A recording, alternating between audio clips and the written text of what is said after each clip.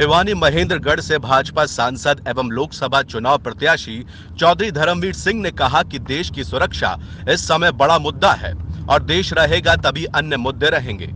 धर्मवीर सिंह ने राजस्थान में खाटू धाम पर माथा टेकने के बाद लोहारू से अपने चुनाव प्रचार अभियान का श्री गणेश किया।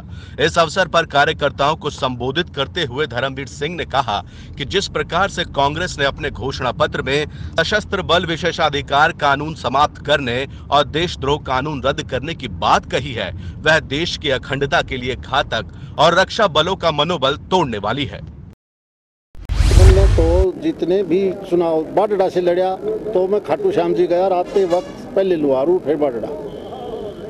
मैं सोना से टिकट मिली तो भी मैं पहले खाटू श्याम जी का इसी रूट से होके फिर सोना। पिछली लोकसभा में भी खाटू श्याम जी के दर्शन करके फिर लोहारू। आज भी वो सौदा गलत है।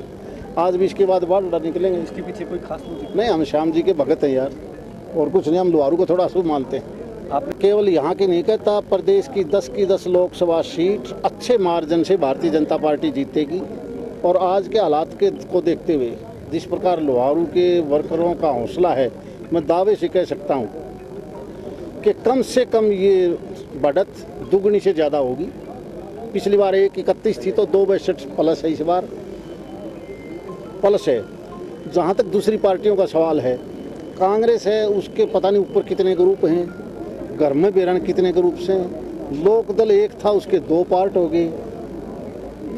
सामने नजर आता नहीं कि भारतीय जनता पार्टी के इस देश में कोई मुकाबले में पार्टी नहीं है, और प्रदेश में तो है ही नहीं। तो कांग्रेस का जो मैनिफेस्टो है, जो आतंकवाद को लेकर उन्होंने कहा कि राष्ट्रद्रोह की धारा हटाए, मैं कहता हूँ अनपढ़ से अनपढ़ आदमी को भी पढ़ा लिखा बच्चा जब वो बात अखबार में बताता है ना तो शर्म आती है। इन खासकर 3 बातों के लेकर ये देश बहुत मुश्किल से आज़ादी मिली थी, हजारों साल के बाद। वरना हमलावर लुटेरे इस देश को लूट ले जाते थे। कईयों ने यहाँ पर राज भी किया।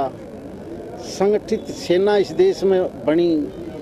पिछले 30 साल से देश के अंदर मिली जुली सरकारों का दौर ख़त्म हुआ। मोदी के तौर पर एक मजबूत प्रधानमंत्री हमें मिला, और उसके बाद जिस प्रकार से उन्होंने खुली छूट दी पैरामिलिट्री फोर्सेज को और डिफेंस के साथियों को कि अगर किसी प्रकार की कोई गड़बड़ है तो किसी से पूछने की जरूरत नहीं है, आप सीधा उनसे हिसाब किताब कर सकते हो आप अपना। और ये जब होया, और इनका पत्थर पढ़ के देखो विपक्षी दलों का कि हम अगर आते हैं तो वो सारी पावर डिफेंस की पैरामिलिट्री फोर्सेज की वापस ले लेंगे। अरे जिसके घर का आदमी फौज में है, बॉर्डर पर है, रात को नींद नहीं आती, उस परिवार को पूछता है बेटा क्या पोजीशन है, और उन्हें 1 मिनट में कह दिया कि हमारी सरकार आई तो हम फौज के अधिकार खींच लेंगे, उन्हें खुले हाथ में छोड़ देंगे। इसी प्रकार देशद्रोह जैसा के बारे में ये कहना, बम्बई का ब्लास्ट हुआ, पार्लियामेंट पर अटैक हुआ, 1 मिनट में ये कह दिया कि बेशक ब्लास्ट करो, हम आपके ऊपर देशद्रोह की धारा नहीं लगाएंगे। क्या है ये? तो आप अपना मुकाबला किसी दल से मानते हैं? भिवानी भारतीय जनता पार्टी का कोई किसी से मुकाबला नहीं। ये पिछली बार भी मैं एक बात कहता था कि जो लोग ये कहते हैं कि हम दूसरे नंबर पे हैं, मैं तब भी कहता था ये दूसरे पे नहीं तीसरे पे हैं।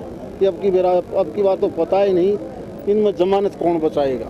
जींद वाले चुनाव की तरह से हाल होंगे। आपके मुख्य मुद्दे क्या क्या रहेंगे भिवानी?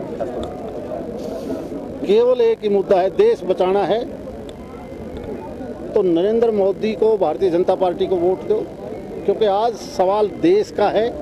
देश बचेगा तभी मुद्दे बचेंगे, वरना कुछ नहीं। इस क्षेत्र की सबसे पहले खबर पाने के लिए चौधरी न्यूज एजेंसी चैनल को सब्सक्राइब करें और बेल आइकन को दबाना ना भूलें।